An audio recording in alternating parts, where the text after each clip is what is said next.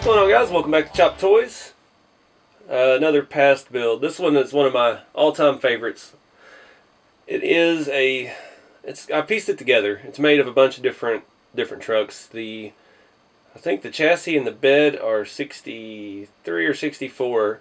The cab is 60 or 61, and it's got a new windshield, original grill and bumper, and some of the old school Nylent Ford style hubcaps with white walls.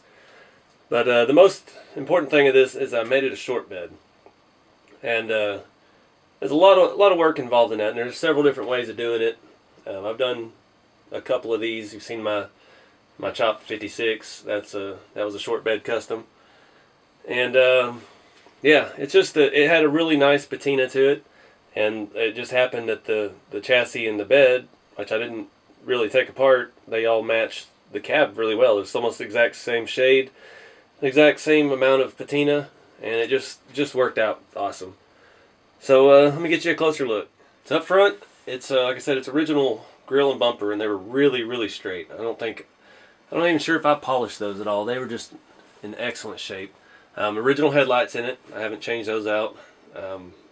They got some damage and some marks on them, but you know, it goes with the theme of the truck. I have used pop rivets to put the bumper back on, and it looks okay. It does the job. It's not that big of a deal. Like I said, brand new windshield. I just love the patina of this truck. It's got good markings on the edges, nothing too heavy up on the front of the roof. Get you a side shot. Now the tires are bigger in the back than they are in the front, and you can get different size Nylent stuff, some of their little hot rod cars, and the trucks, the Broncos, the vans. They got the cab over Ford Falcon looking vans and stuff. And they had a variety of different tires and wheels, all the same style, different sizes. The ones in the back were off of a Nylent truck. They're big. They're the normal size. They're probably 2-inch.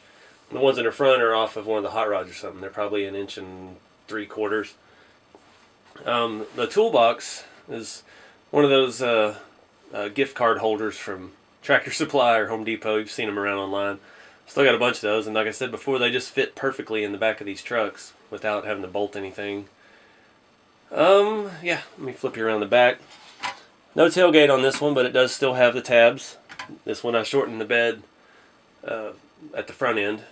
You can see behind there is no bed front on it, and that just made it a lot easier. You weren't going to really see it anyway, and I put the toolbox in here. You can't see it at all. But I took all the excess out of the front, and I moved the bed forward on the frame and cut the frame back, I believe. Went to flip it over and take a look, because it's been a while since I built this one. I can't remember exactly how long. The tabs on the inside of the bed aren't folded for the fenders. I have I'd leave stuff like that because they're fragile. You fold them and unfold them enough, they'll just fall off. So, on my custom builds, you never really see them as complete, so I left it loose. They're not coming off. They're still attached to the frame really well. See it there without the toolbox in it. It looks a little better without the toolbox, I think. It's just I nailed the proportions on it. I love the way this one sits. It's not as low as some of my other ones, but it's got the right rake and the right look. So let's look underneath. There you can kind of get a little better idea of what I did to lower it too, but also the short bed. You can see here's the original tab where the fender would mount on the frame, and the other one would be off the back here. So I made new holes for those to slot into and fold over. These rusty spots, that would have been underneath this section of frame, and then this one would have been underneath the back section of the frame. And yeah, it's real simple. It's just precise. So you have to trim the steps back a little bit, make them not, because they, I think, come back to about where the axle is. So it looks like I took a little over 1 inch out of it, maybe 1 1/4 inches. And just cut the tabs off for the axles and drilled holes right at the bottom of the flat part of the frame on the sides, and it all worked out. Now the 58 to 63 chassis are pretty much interchangeable. I've had to do a little bit of reshaping on the front. I think I originally cut this frame back to fit a 56 or 57, and that's why there's this gap at the front. But yeah, I left the tabs long, luckily, so I didn't have to yeah, start over and use a new frame. Because that's really the only difference in the square cab frames and the round cab frames is the length of the stuff in the front. The round cab's body slopes back further, so you can't have any extra metal up there, so the grill and stuff can stick back into it a little bit. But yeah, you see these even have a different tread pattern. These have a finer tread. It even has rocks in it still from originally getting played with. The front one has a little bit more aggressive tread. That might have come off one of the little dune buggies I have. But yeah, just thought I'd share this one with you. This is one of the last of my customs that I haven't shown you yet. I've got some restorations and a few original trucks that I'll share here before long.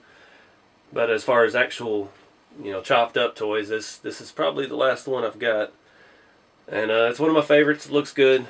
It still does roll really well, just like you would play with it as a kid. But anyway, guys, I appreciate you checking it out and checking out the channel. And if it's something that strikes your fancy, hit the subscribe button and stick around for a while. And if you're in the RC cars, check out my other channel. It's called RC Everyday. And I've got a lot of custom stuff over there that I build from scratch. But I appreciate you watching, and I'll see you on the next one.